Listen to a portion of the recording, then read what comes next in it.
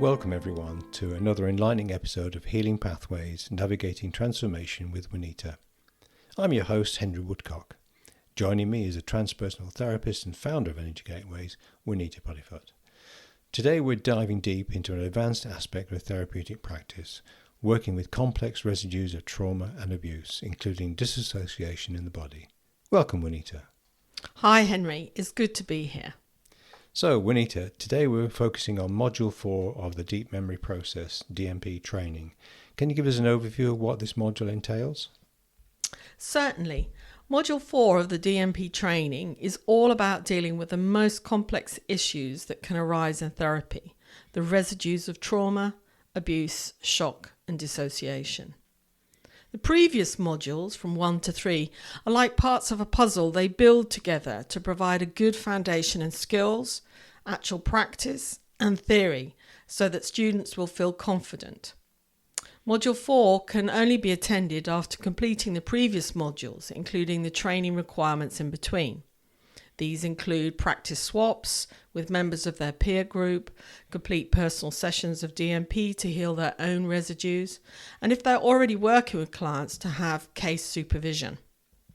All of these components of the training program prepare students to learn in Module 4 how to work with the intense levels of residues from trauma and dissociation. This module content is really an advanced module that has essential techniques to be competent to work with and understand fragmentation of the psyche, working with unknown fears, terror and how that manifests in the body, in the emotional levels, intense splits and the varying levels of resistance. That sounds intense. What specific skills are taught in this module?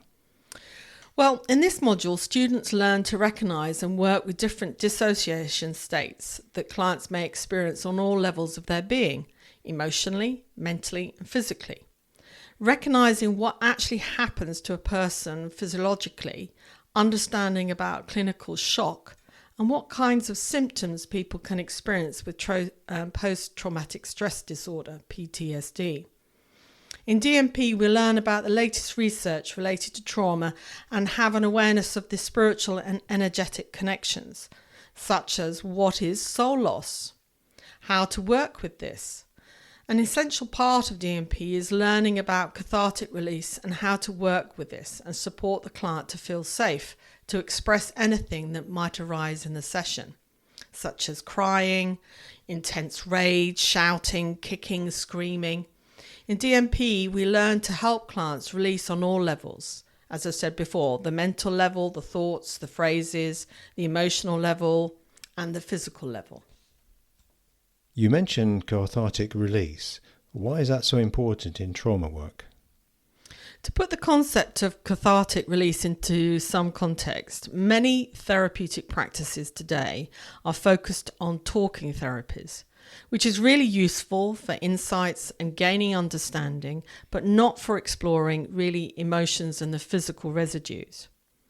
Basically, a person is constantly over time pushing down and suppressing or bottling up your emotions, and this is a really unhealthy way to live life. These emotions can seep through into daily life in different ways and erupt at unexpected moments. Strong feelings from grief, loss, to anger, intense rage, and everything in between may be stuck within the client, as well as the residues from ancestors or past lives. In DMP, we explore what needs releasing and healing on all levels of the story, the mental, the emotional, and physical. Facilitating this process helps clients to heal deeply ingrained wounds and move forward in their lives. Imagine for a moment the case of a client who came for a DP session who felt numb and disconnected from life. What we discovered that in her life she was unable to really express how she felt, as she had learned not to cry or express anger when young, as her parents did not accept any of her emotional reactions. This conditioning carried on into adulthood, at work with her colleagues, her friends, and also her partner. Every time she suppressed how she really felt until she really did not react and felt numb. In her sessions, it was about supporting her to be able to release her emotions, whatever they were, in a safe environment, using techniques to guide her through them to a place within herself of peace. This case gives a good outline of cathartic release, and this approach is also used for the soul wounds of ancestral and past life residues.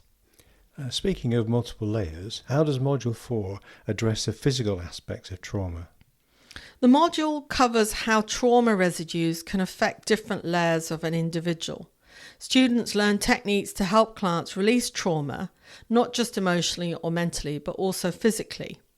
In this module, DMP students learn how to hold a safe space for their client, so that the client can delve into the residues of trauma, whether from their current life today or from ancestral memory or past lives. When someone experiences something traumatic, their memory can often be fragmented concerning the sequence of events leading up to, during, and following the event. This is a normal response of the body's fight or flight automatic system. Everything connected to trauma, such as thoughts, emotions, the physical sensations and reactions, can be separated and suppressed, not available for recall. DMP students need to be able to recognize, work with, and help release this kind of stuck trauma residue, understanding how a person's body may experience shock, become dissociated, confused, fearful, and anxious. For instance, there may be what we call the unfinished impulse stuck or frozen in the body that needs support to release. This can be the physical desire to run, to kick or punch, to scream, or jump up and down. Really, whatever the body wants to let go of, we help them support the client to release this. It sounds like a comprehensive and challenging training. How do students learn to handle patterns of avoidance and resistance, as I imagine clients may block from remembering this level of trauma? Yeah, patterns of avoidance and resistance are common in individuals who have experienced traumatic situations. In Module 4, students learn to identify and work through these patterns, helping clients to break free from those automatic responses and so that they're able to engage more fully in their own healing process.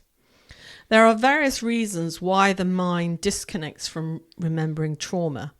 In the trauma response of fight, flight, or freeze research, they have found that parts of the brain, such as the frontal cortex, which deals with thinking processes, making judgments, abstract thoughts, actually this area tends to shut down.